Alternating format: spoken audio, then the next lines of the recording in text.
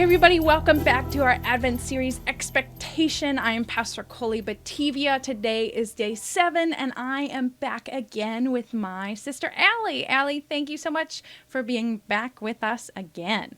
Yes, hello everyone. Part of why I know Allie has said she's excited to appear in multiple of these Advent videos is so that she can wear multiple of her Christmas sweaters, because normally she has to choose just a couple in a year. And as we mentioned before, she has a lot, probably like a whole closet full of them almost. And that must be a pretty hard choice, Allie, to figure out which Christmas sweater you're going to wear. It definitely is. Usually I have to narrow it down to a few for, Christmas Eve, Christmas Day, etc. But then I also have the issue that I don't like repeating them. So I don't want to wear the same sweater 2 Christmases in a row. And then I end up with even more because I have to go buy a new one. And she keeps track, right? Yeah, You really know which Christmas sweater you wore last year. I do. It was this. Well, this was my Christmas Eve sweater. My Christmas Day sweater was a different one that I might bring up some other time.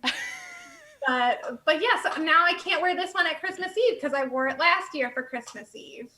And so this is how I ended up with, half a closet full of Christmas sweaters. And then I had a coworker give me one because she knew I loved them so much. Well, I'm glad I can give you opportunities to make sure you keep wearing your Christmas sweaters. Yes, I greatly appreciate it. Thank you.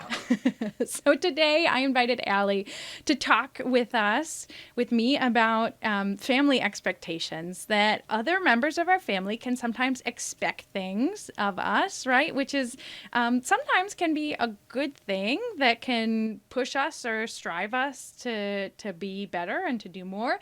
And then sometimes is not a good thing if we feel kind of boxed in or pushed into things that we don't want to do, but our family expects that of us.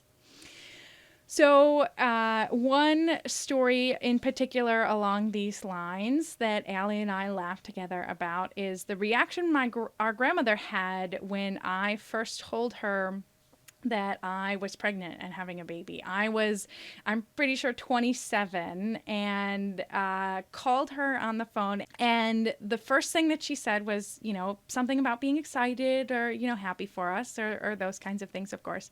But then and then she immediately followed it with this sense of surprise and even shock, really, and told me that she had pretty much given up hope on me. She said, she thought I was going to be a career woman, was the words that she said. All of 27, just, thought I would never, ever have a baby. I was just too old. And, in Grandma's defense, it's, a bit of a generational thing that in her generation, people got married younger and had children younger than, on average now. People are waiting a lot longer. But it just was something that I would have never expected to hear from Grandma, that she had given up a hope on me ever having children. So Allie, too, has her own story of kind of goofy grandma expectations. So Allie, could you tell us a little bit about what Grandma always said she expected of you? Yeah, so I don't know if maybe you remember when this started. I would say probably when I was like, 14, 15, somewhere around there. But I was very clearly destined to marry Prince Harry. And, that was always, every time, the royal family was on the news or anything, it was always about how I could marry Prince Harry. And I'd try to point out like, well, there is a pretty big age gap between us. Like, you have a granddaughter who's older than me. Why am I the one that's marrying him? Yeah, because it was never an expectation of me, just of you. No, you're closer in age to him. But so it did, Bill, come to an end when he very sadly got married, and we had, a little moment of silence for the fact that I would never marry him.